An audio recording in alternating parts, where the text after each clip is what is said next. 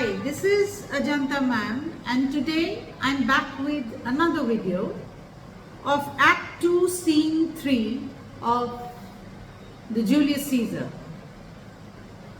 I'm going to discuss some question and answers from this scene to help you to revise. In Act 2 Scene 3, Artemidorus warns Caesar, and he's a teacher of rhetoric, and he enters the scene and he warns Caesar against the 8 conspirators and the part each one has in the plot. What does he say about the conspirators? What does Artemidorus say about the conspirators? He says that Caesar should be careful about Brutus as he is untrustworthy, and he should be on his guard against Cassius. Caesar should not come near Casca, who is dangerous, and Caesar should observe Cinna, Trebonius, and Metellus Cimber. Artemidorus also mentions Decius, Brutus, Ligarius are supposedly have a grudge against Caesar, and all these men are united against Caesar. So he is aware, Artemidorus seems to be aware of the conspiracy. He uses a line in this scene and he says, "If thou beest not immortal, look about you, security gives way to conspiracy." Here Artemidorus is warning Caesar that since he is mortal, he should be watchful. He should be watchful because his security or his overconfidence that Caesar seems to possess leaves the way open for those to plot against him and thus lead him to danger.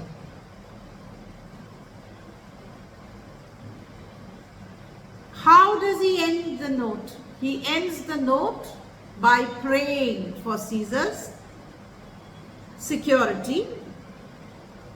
And where does he intend to stand and why?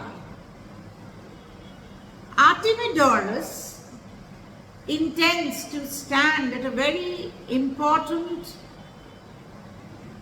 part of the street and hand over this note to Caesar as he passes. But sadly, Artemidorus is rebuked by Caesar for presenting his petition in the wrong place. Caesar wants him to go to the capital and then present the petition.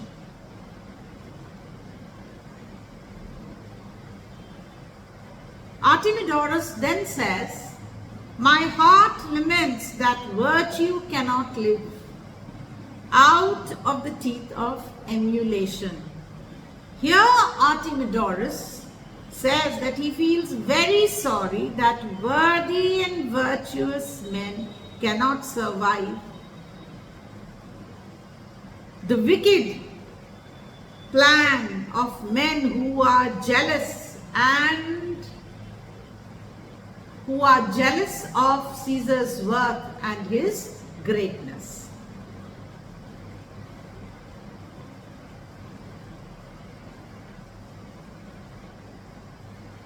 Who are the fates?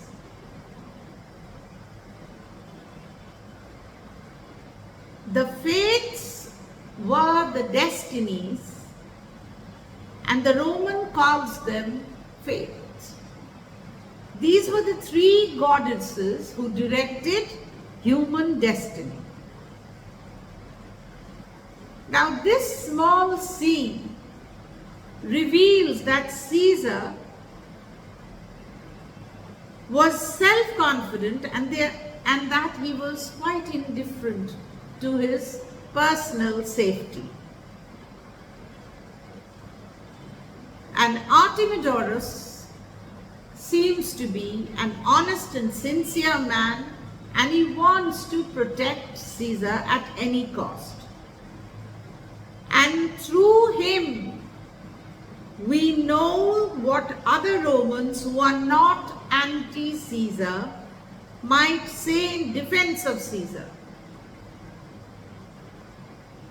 He was extremely familiar, Artemidorus was familiar with some of Brutus's friends, the conspirators, and he knew most of their plans. So, by introducing Artemidorus, we are made aware that there are other Romans who are in favor of Caesar. There is a group of conspirators who are not in favor of Caesar, but there are Romans who are in favor of Caesar. And though the conspirators are well organized,